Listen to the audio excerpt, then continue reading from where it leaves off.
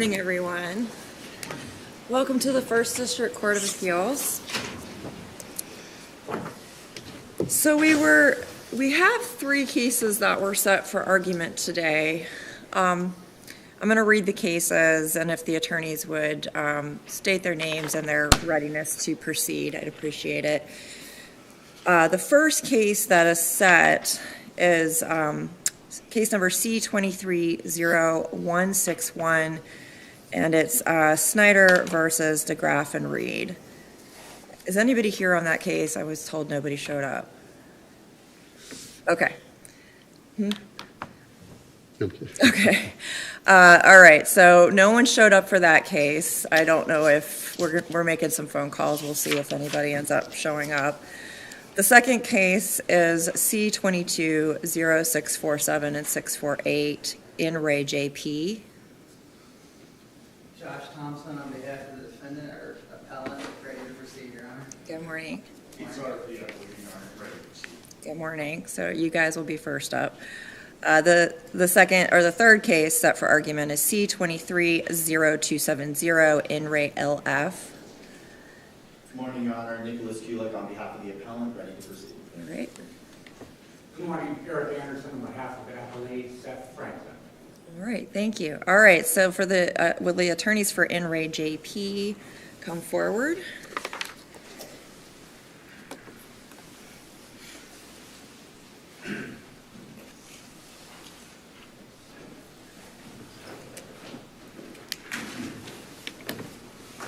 And Mr. Thompson, would you like to reserve some time for rebuttal? Yes, Your Honor, 3 minutes. Please. 3 minutes, okay. I'll use the lights on your podium. The yellow light will come on when you have 1 minute of your initial time to go.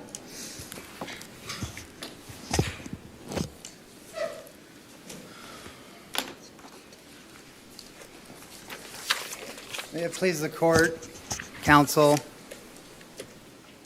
This is a case that will prove critical to our future understanding of self-defense law in this district. If the juvenile court's decision is affirmed, it will stand for the following propositions. Spreading a rumor earlier in the day makes one equally responsible for creating a situation as someone who comes to your house with a group of people to hurt you, and someone who stops a car with the same people later in the day in order to hurt you. A 13-year-old cannot go outside after dark without an adult if someone threatens them earlier in the day. A 13-year-old hiding behind her mother when threatened by a group of people implies the 13-year-old does not believe the threats. Carrying a pocket knife outside the home in the dark after being threatened makes self-defense unavailable. A child cannot carry a knife in self-defense.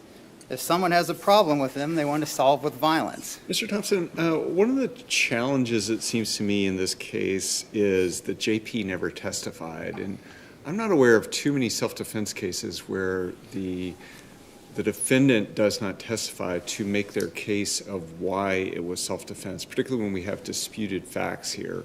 So how do you overcome that? Well, ultimately, there is evidence clearly tending to show that JP acted in self-defense, that multiple people approached her after stopping a car. And well, see, that's what I'm not clear on. And I mean, this isn't a situation like where we've got video evidence so we can see what happened.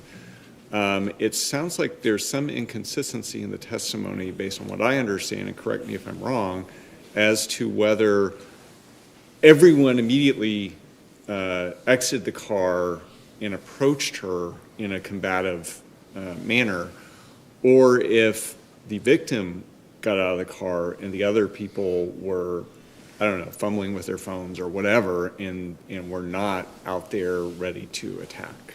Sure. One thing is for sure, it's that NG got there first. Mm-hmm. And it is without question that the car was stopped and did not have to be stopped. Mm-hmm. They were out, and JP... But I think like what this goes to is, did she reasonably fear for safety because she was going to get jumped by multiple people, or was this just a one-on-one fist fight?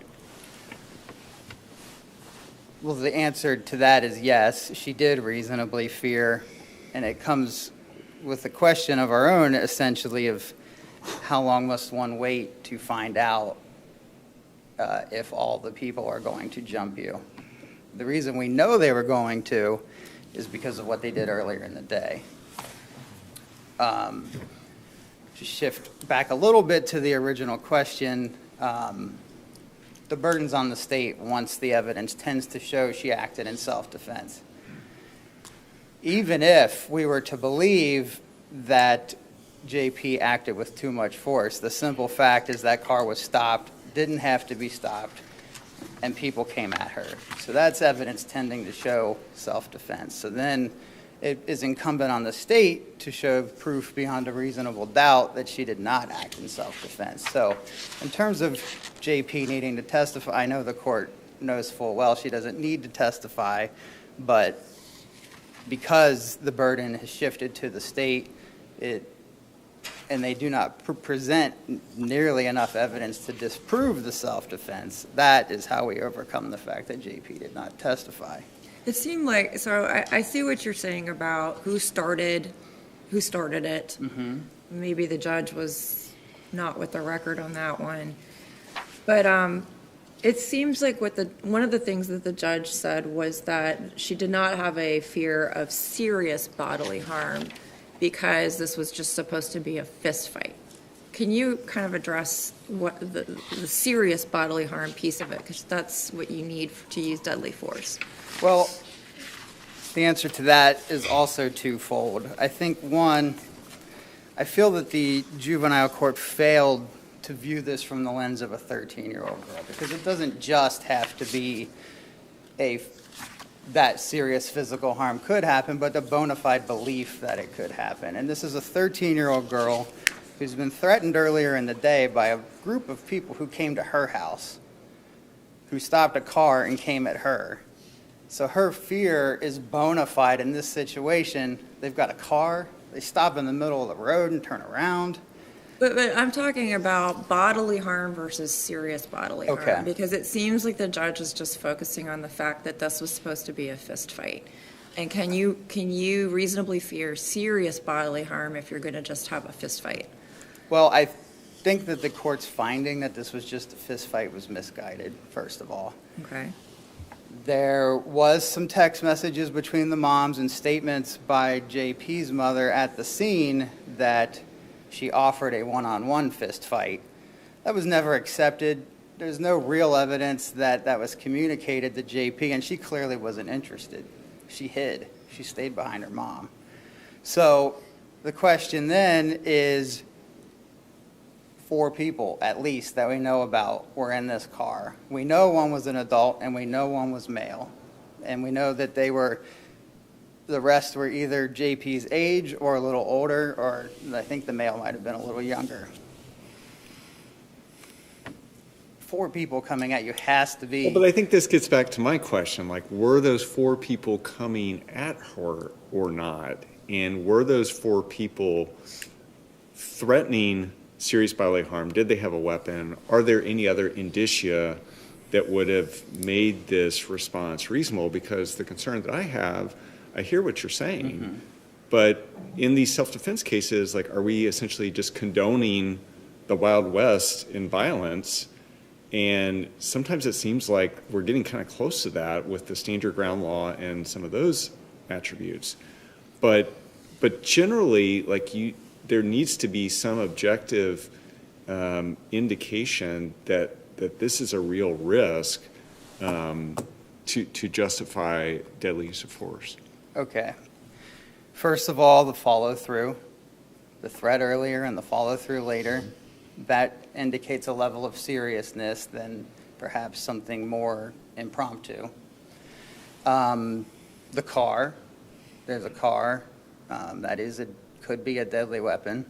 I know that wasn't necessarily the argument, but there is a car there. There is an adult, there is a male, and 4 people. Serious physical harm. There are numerous felonious assault cases, fist fights, endlessly, of one-on-one, let alone 4-on-1. Let me ask you, Mr. Thompson, my understanding or reading of the transcript was that it wasn't much of a fight. The decedent walked up, or had her phone, apparently called her mother, threw it down, walked up, and kind of squared up with your client. And I don't, at least my understanding, she didn't even throw a punch, and your client cut her from her ear down to her throat, right? So there was it really wasn't a fight. It was, the question isn't The fight whether- never started. Sure, Yeah. well, the question isn't whether she was in a fight or had been hit. It is whether she feared imminent great bodily harm or death. And I think that it is incumbent on the court to find that 4 people coming at you following through on threats they made earlier in the day is too many. So it's the number, is It what is you're the saying. number. It's not necessary. If it were a one-on-one fist fight, that's very different than the number of people that you're saying were coming toward her. Correct. I think that is the truly distinguishing factor here. Can I ask you a question on the record, though? The record seems to indicate that JP also had some people with her. We know for sure she had her cousin, at least. Okay. So does that make a difference, that she wasn't alone? If those people were involved in the fight, I think it would make a difference. Can we infer that they might come to her aid? I mean, she's not by herself. No, I don't think we can, because it's the state's burden. And they've not put on any evidence that the people with JP came along with her. All the evidence, as far as we know, is they stayed away. Their own witnesses came forward and said, no, we came out at her. It might have been in some order based on how long it took to get out of the car. We know that MG was in tow because we know he followed JP all the way home and apparently pushed her and hit her. So we cannot infer that the group, without any evidence of all, would have or could have helped in this scenario.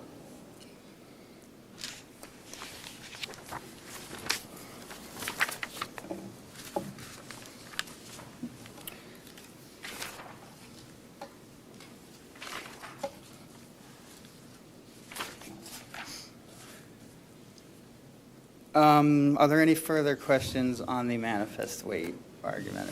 Okay. There's an additional question here that does play into the manifest weight argument, and that is the expert testimony in our second assignment of error. The state or the defense in this case wished to put on a defense expert who would testify to brain science, essentially, to the capabilities of JP to analyze this situation as a 13-year-old girl in her particular scenario. Yeah, and let me ask you, I read the report, and a lot of it seems to be kind of basic information that I believe a juvenile court judge would be well acquainted with. So what from your perspective is the most critical aspect of her testimony that would have been most helpful to you all? Well, ultimately, the lens, the subjective nature of the self-defense claim that her fear was subjectively true or subjectively bona fide, because all of the court's decision in this case comes from an adult lens. It doesn't really come from JP's lens. What is she viewing in this scenario? How much does she fear? You're supposed to stay inside. Juveniles aren't supposed to defend themselves. Juveniles shouldn't solve problems with fights. But the question is, does JP have the capacity to analyze this situation correctly? And what lens does she use? And that is where Dr. Dieters could have been of significant help to present the defense theory that JP would have been more fearful than an adult and would not have been able to analyze the situation as thoroughly as an adult. I don't see a light, but I think I might be. Yeah, you are at your initial time if you want I'll to reserve reserve the remainder of my time. Okay. Thank you. Are the lights not working on the podium? Not the red light, at least. Oh, okay. Well, that's not helpful. Good morning, Your Honors. Morning. May it please the court, counsel, just a few brief points, really. I don't have a lot to add to what's in my brief, but I would just note as an overarching theme of this is that this is a bench trial. I think we have to look at it through, look at the entire case through that lens, if you will. As for the first assignment of error, there was some question today about the sufficiency of the state's evidence to rebut self-defense, but I would note that in the appellant's brief, it's a manifest weight of evidence case. That's how they've framed the assignment of error. And I think that if we look at this under that standard of review, the trial court did not clearly lose its way in this case. Well, Mr. Sauer, let me ask you about the decision, the aspect of the trial court's decision that JP was at fault for this affray, because I had real difficulty understanding that, because I think what she was saying is like the spreading of the rumor then, sets this whole ball in motion, but ultimately precludes her from defending herself when she's attacked, and that just was problematic. I agree, Your Honor, and I think if we were relying solely on the fault prong of the self-defense test, we would have a lot tougher case here. The trial court, in a way, seemed to adopt a sort of civil law standard for proximate cause or something like that. But I think that in light of the other factors that the state disproved, I think that was any comment on the fault aspect was harmless beyond a reasonable doubt. There was at least some evidence in the record that this was going to be a one-on-one fight. There was at least some evidence in the record that that's how it was playing out, that NG approached JP alone.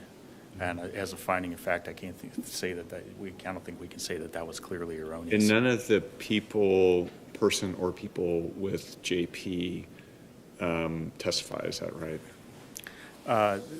The people with JP, I don't think the cousin did testify in this case, but I think... Well, there was also some maybe discrepancy in the record whether there was just the cousin or whether there was a couple of other people. Right. She was walking her cousin somewhere to the curb or home or something like that, but it wasn't entirely clear from my reading of the transcript who else was there. Right. Eventually, once the stabbing had occurred and the emergency personnel were there were numerous people, a huge crowd. But in other words, whoever was there didn't testify. Exactly. Okay. Right. Exactly. It was another. I don't know who it was. Even it was a cousin. But other than that, I don't think it's clear from the record what role that cousin played. As to the report of Dr. Dieters in this case, I think before you move on to the expert report, the judge also seemed to make some sort of finding that this was like supposed to be, and you even said this was supposed to be a one-on-one, or she said something about a arranged fight. And I guess the way I looked at or read the record was you had a bunch of people trying to fight JP early on. She cowered behind her mother. They said, "We'll get you next time," or something. And then they're driving past her. They weren't scheduled to fight that night, right? No, it wasn't like a and they boxing turned the match, car exactly. around when they saw her, right? Exactly. So how do you respond to the serious physical harm argument where this wasn't just a fist fight, this was going to be multiple people fighting JP?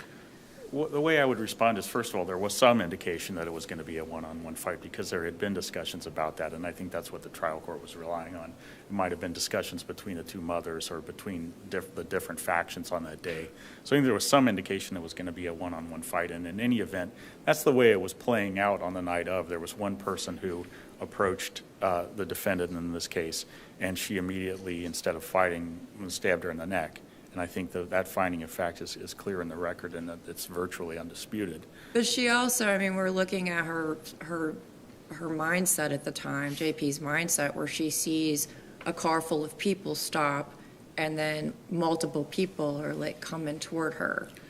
And so, what was her mindset at the time as far as what kind of fight this was going to be? First of all, I think there's no indication how many people were in the car, or who was in the car, and there was There a were question. three people? There were, yeah. Okay. But there was also, well, three in addition to NG in this case, correct? So it would have been four people coming toward her. It was, if they had been coming toward her, but there was some conflict in the testimony about the timing of when they got out of the car. It's not clear where those other three people were at the time the stabbing occurred, for one thing, and that goes to Judge Bergeron's point about the lack of testimony on the part of JP to say, look, it wasn't just NG approaching me at that time. All three of these people piled out of the car at the same time and were approaching me.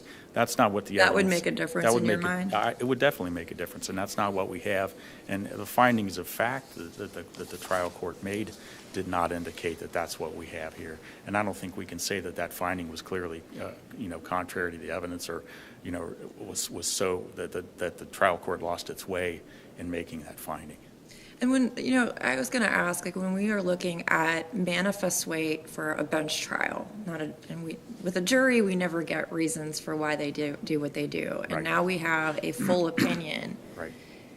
How are we to evaluate this? I mean, do we kind of just look at it fresh without even looking at the judge's findings? Or Well, I think we have to. I think we do look at the judge's findings and to determine whether or not the trial court lost its way. And I think its discussion of the evidence as presented at trial indicates that the trial court did not clearly lose its way, because everything she said there was at least some evidence in the record to support. not with who started it. You would agree that one. I think that's the shakiest part of it, Your Yeah. Honor, but I think that, I do understand where the court was coming from in that, whether it was legally justified or her findings were legally justified or not. I understand what she's saying, but I think that the findings with respect to the other prongs of self-defense were clearly supported by the record, and we can't say that the trial court clearly lost its way in making the adjudication in this case. With respect to the report of Dr. Dieters, I think that again, what the trial court itself said with respect to this evidence was that the trial court had the expertise to make this determination.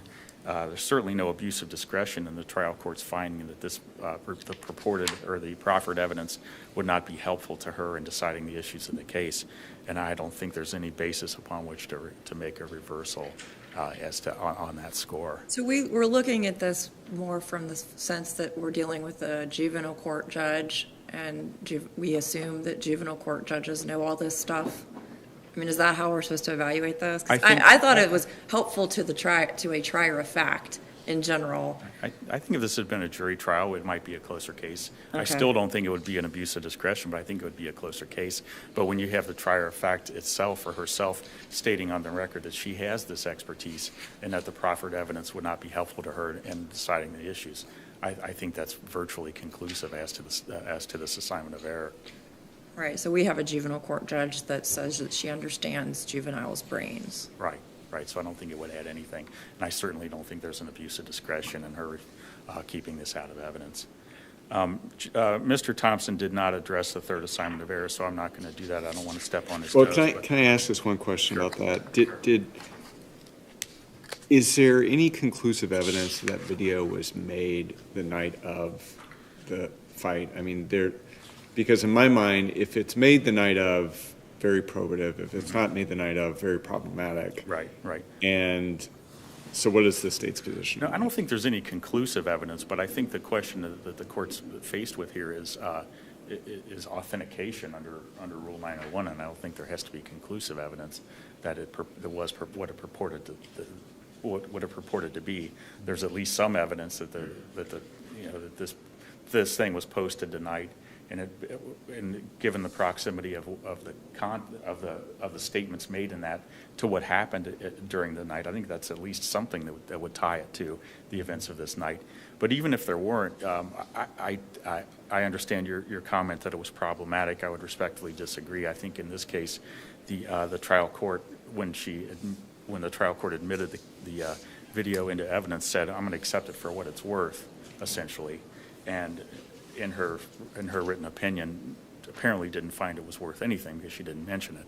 I think this is a very, very weak case of self-defense, given the uncontradicted facts And I just don't think that that the video played any part in the You're saying it's adjudication. harmless? Beyond a reasonable doubt, yes. Unless the panel has any more questions, I would just ask the court to affirm the judgment. Thank you. Thank you very much. Mr. Thompson, you have 3 minutes. One thing I'd like to point out about the video from the incident earlier in the day is that they said they were going to get an aunt or an aunt in the video, and then they left. And that was made, that JP presumably knew that because they said it out loud at the scene. So they leave, and it's later in the night, and they come back, and that's when there's a car and an adult there. But even if we were to assume that this was supposed to be a one-on-one, it's not what happened. JP, if they're supposed to be a one-on-one, doesn't know she's going to a fight. She's walking her cousin home, and they show up with 4 people, including an adult and a male. So any idea that this was a one-on-one is irrelevant to the analysis of what actually happened in this case. Well, what about the idea that the other people weren't there immediately? The victim got there first, and the other people were behind. Apparently, that was the facts. They didn't all show up together. Right. Well, they did all show up together because they all came in the same car. It's inherent in the nature of a car. There will be different exits. But JP would have to be a very quick-witted adult to analyze this situation as somehow different. Like, she's supposed to wait for 4 people to show up and see how this plays out? Or does she see 4 people hopping out of a car who threatened her earlier and reacts to that? Who gets there in But what this order? then gets to my Wild West point. Like, what if she had had a gun and just like opened fire on all of them? I mean, from your rationale, like that would have been appropriate. Well, I don't make the laws. The stand your ground is a thing in this state, but the counterpoint to that would be that it's the Wild West, that you can show up and threaten to beat people up and not have someone defend themselves against you. Well, with deadly force here. I mean, she One-on-one, could have engaged in a no- fist fight with them. Well, one-on-one, no obvious weapons, maybe a different story. 4-on-1, and a car, and an adult, and a male, very different You story. keep talking about a car, and there's Sure. really no evidence on the record that this car was being threatened to be used as a weapon. Well, there is evidence it was there. These are all things that play into the mindset of a child. Was there evidence that it was pointing at her and there was somebody in the driver's seat? Are you talking about like There's running her evidence over? it drove past and had to turn around. There was also some evidence that they knew what they did was wrong because they told conflicting stories about what they were doing, turning around for fixing glasses, for instance. That's not what they were doing. They were allegedly going to Gold Star, but the evidence really showed they were out looking for JP. The one thing on the video, the prior video before the murder, the state said it wasn't relevant and then presented it as substantive character evidence that JP did exactly what she said she was going to do that night.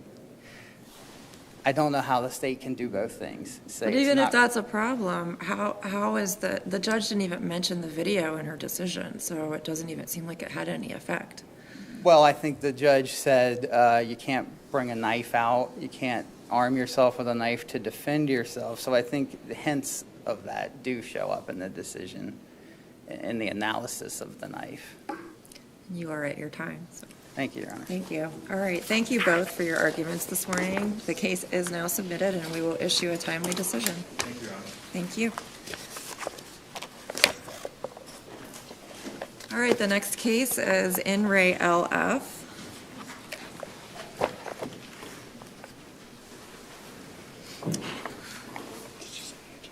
Yeah. We'll just announce that at the end.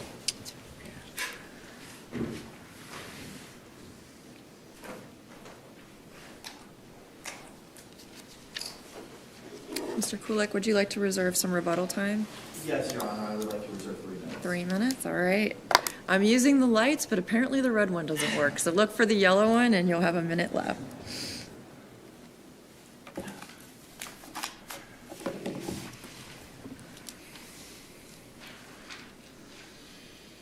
Good morning, Your Honors. May it please the Court. The appellant, Mother Julie McIntosh, is respectfully requesting this Court to overturn the judicial entry that designated the father, Seth Franklin, as the legal custodian, reinstate her as the legal custodian of the child, grant parenting time to father, and overturn the decision to find the mother in contempt for denial of parenting time. This Court abuses its discretion by failing to follow a sound reasoning process when making its decision. Typically, when you fail to follow a sound reasoning process, you have the law of the case and case law in the state of Ohio. You apply the facts of evidence. Well, let me ask you about that, because as I'm reading your brief, I don't see any citations to the record, and our rules require citations to the record for factual matters so that we can analyze the facts. And we don't have that here, so how are we supposed to figure out whether or not the trial court got it wrong from a factual perspective? You can look at the judicial decision and the magistrate's decision that made findings of fact. Right, but then like we have to have something to compare that to if we're going to agree with you. And that's the appellant's burden, is to say, well, the court made these findings of fact, but look at what the record shows. And that's what we're missing here, what the record shows. And then in the brief, I do cite to the facts in the transcript. Right, but you don't tell us where that is. So like what are we supposed to do with that? You can compare the facts that I cite in my brief to what I cite to in the decision of the facts that they made. Here, the court abused its discretion in finding mother in contempt of a parenting time. In order to find... Before you do that, was the contempt purged? Yes, that's correct. Okay, so is this issue moot now? I don't believe it is, because it's certainly something that the court relies on heavily to grant father legal custodian.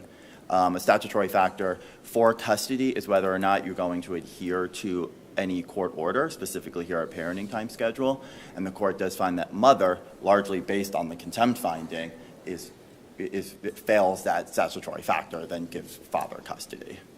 Okay. So, I mean, but the case law does say that once the contempt is purged, it is moot. The issue is moot. The finding of contempt may be purged, but the issue certainly is a significant issue in this case. And any case that you're going to change custody, whether or not you're going to adhere to the parenting time schedule, and the trial court and juvenile cases largely rely on that statutory factor when there is also a combined contempt motion for denial of parenting time. Okay. And also the finding of her contempt, to begin with, was not substantiated by any court order. So you need a valid current court order to find an individual in contempt of court. The decisions don't cite to any valid court order at the time. And this case started by a filing of father in late 2020 for a change of custody, and then mother filed the motion in the first week of January to suspend father's parenting time. It was indicated on November 20th, 2020, that the child indicated to mother that there was bruising on her stomach and a rash near her vaginal region. Mother called Children's Services and filed a motion after she retained counsel to stop parenting time and investigate what was going on. She was very concerned that her little child may have been getting abused in father's care when he had overnight parenting time.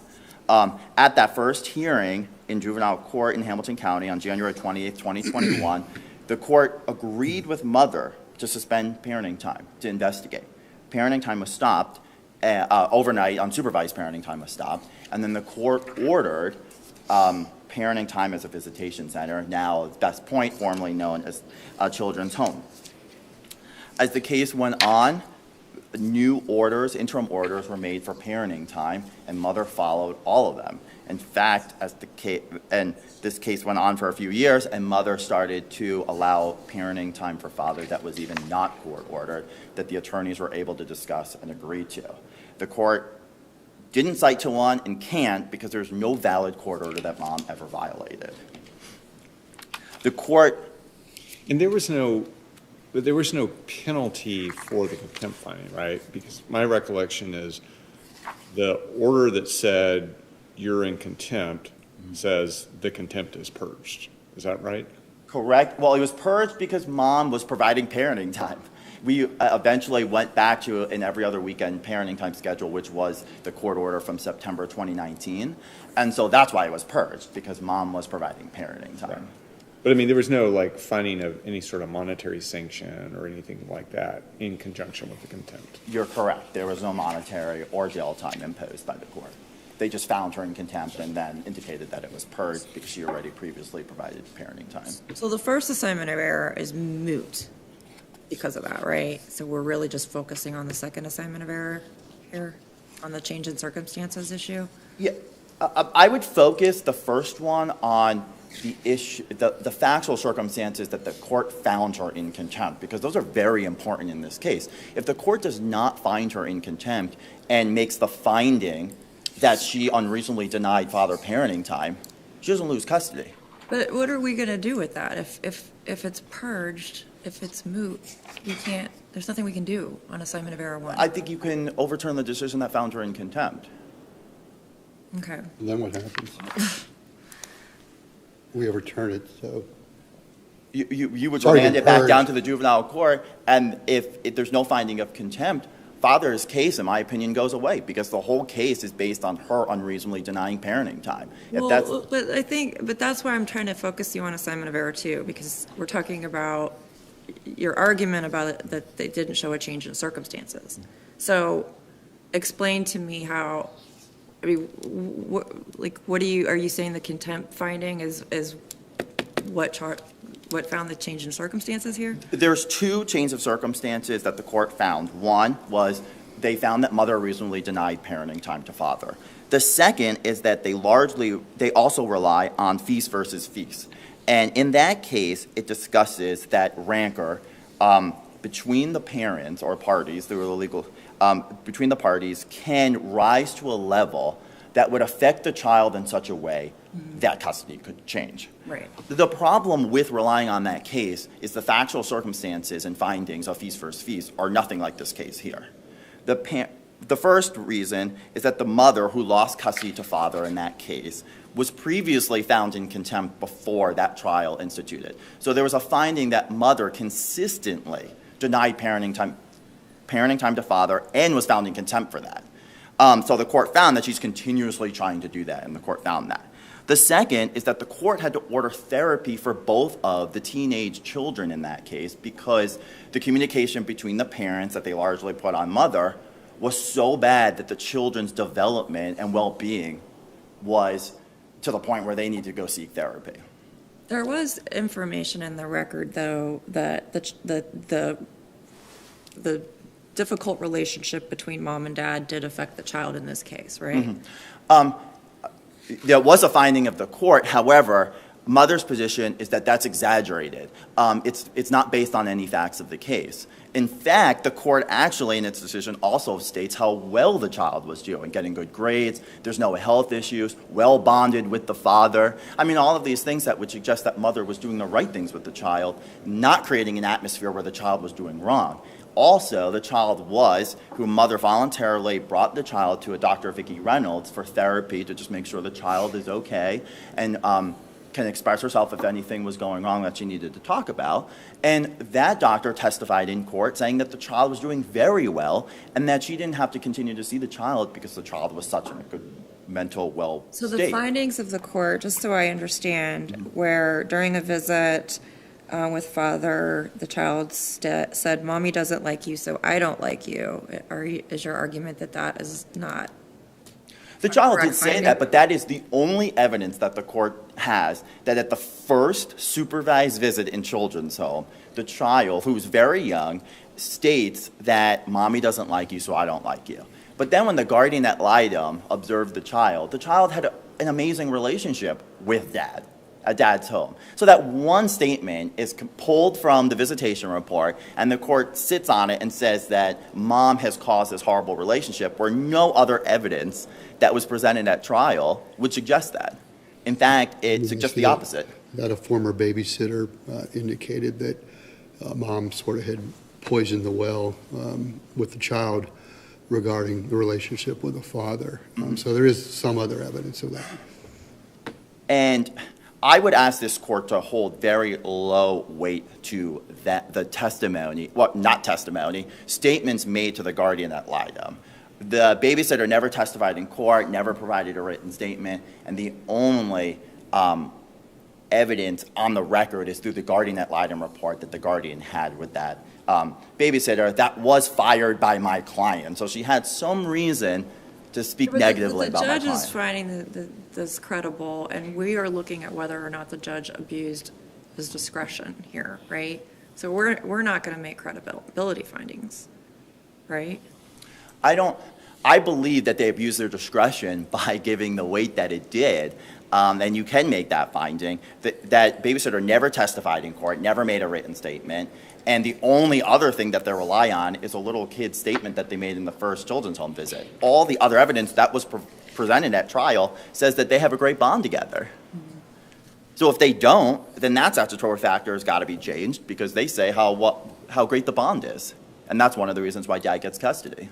So in your mind, when we would look at the relationship having an effect on the child, it would have to be a really severe effect, almost to the point where the child would need therapy.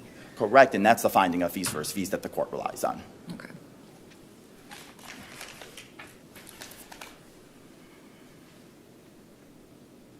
I would like to reserve any additional time. Okay. Thank you. We have 3.5 minutes.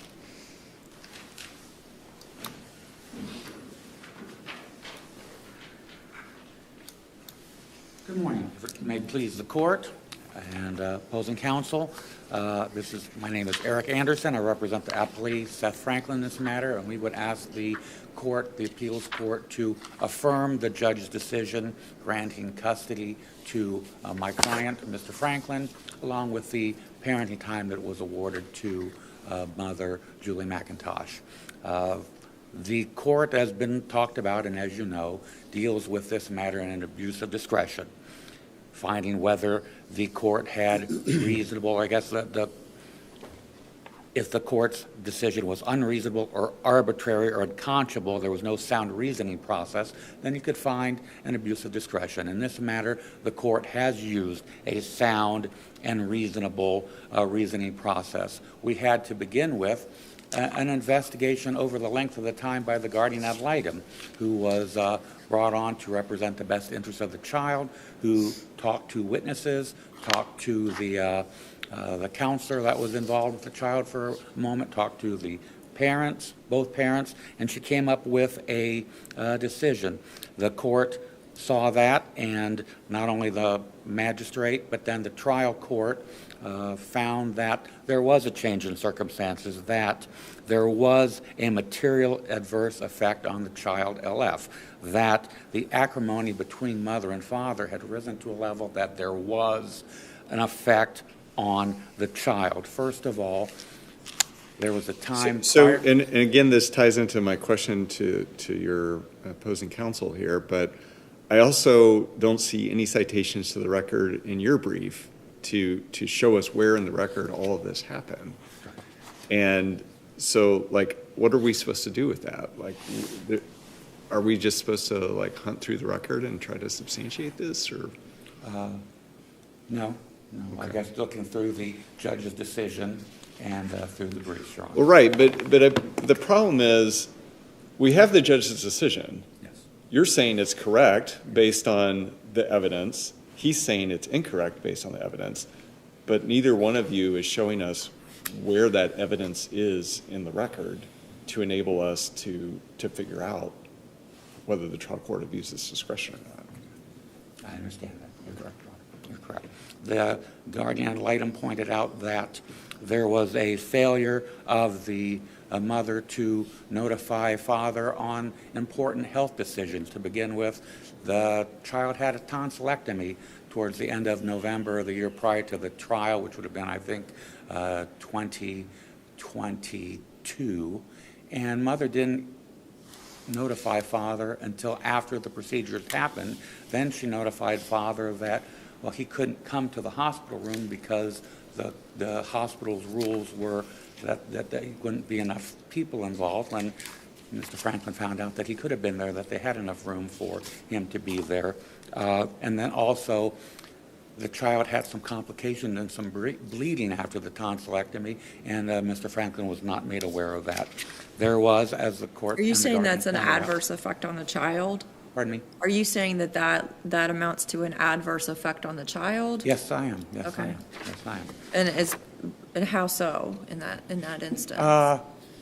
It could be argued that she was denied the ability to be with a parent that she was closely bonded to in a time where she was in an unfamiliar place, the hospital, and had been going through a procedure that had to have a little bit of traumatic effect to her, knowing that she was ill, that she had to go back to the hospital, that there was bleeding. It would have been nice for the child to have been able to have both parents there and the father who she was bonded with also. For emotional support, but we're not talking about that the mother did anything to cause father to miss medical appointments for this child or anything. I mean, the child missed going to the doctor or didn't get medical treatment. It was emotional. The mother did not make father aware of the tonsillectomy prior to it being happened. She told him after the child was already in the hospital. There was also, as we'll point out, one of the supervised visits at Best Point where the child spoke directly to dad and said, "Mommy does not like you, so I do not like you." And as the trial court and the guardian ad litem pointed out, this poison of the well, as you spoke to, Your Honor, mother didn't do anything to alleviate it, and there's evidence there that she created that. The child, LF, did not feel free to talk to everybody about all the issues in her life. She was somewhat guarded, and it was pointed out that the babysitter had been fired. Well, there was a dispute, and I understand your previous question, but there was a dispute as to whether the babysitter terminated the relationship or whether she was fired. And the babysitter did come forward, admittedly, right prior to the initial court date to tell the guardian ad litem what she had seen, and that certainly was an integral part of changing the guardian ad litem's initial recommendation to recommendation for the father. Her initial recommendation was a little bit on the wishy-washy side in that I don't see a change in circumstances yet, but if you do this again, mother, I'm going to change my decision. Here's the question I have, and this is what opposing counsel has brought up. There were these references the child made. Mommy doesn't like you, so I don't like you. Right. But apparently the record shows that it didn't matter because the child had a really good relationship with father anyway. And so that's very different than the other case that I think it was the Fissy case that was cited, where the children had to actually go to therapy. So we know for a fact that there was an adverse effect on the relationship due to the fighting of the parents, versus in this case, the child might have made some comments, but ultimately, apparently, the relationship was good. Which is to speak to the father's ability to do the best he could in that circumstance, and that maybe looks more to the good of the father in the relationship as opposed to negating what the mother did. I mean, you'll also see that there were 2 CPS investigation referrals made, one in, I believe, Warren County, the other in Hamilton County. When the child was going to her counselor, the counselor was under the impression from talking to mother that this new case was new facts, when the new case in Hamilton County was just the same case from the same date, now in a different county, which led to the judge and the magistrate with that finding of contempt, and that whenever mother was given a chance in the history of the case, and specifically this case, when she had a chance to restrict father's parenting time, she would do so. The judge also in her decision stated that, once the CPS cases were closed, though maybe in some cases it would have been a good thing to continue restricting the parenting time, in this case it was not, and that parenting time should have started again, which led to the contempt finding, which you're correct, there was no monetary. It was almost as if the court either said it was moot or purged because we're going to grant father custody, so there's no sense to do any make-up time. He's going to have the custody with him there.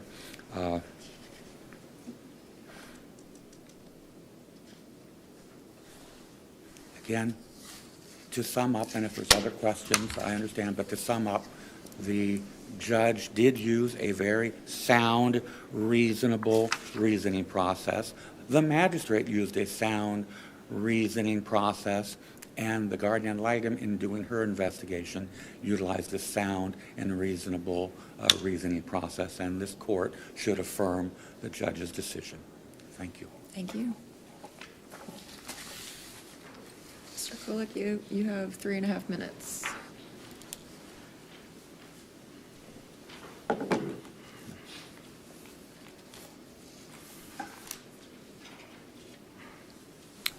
Thank you, Your Honors.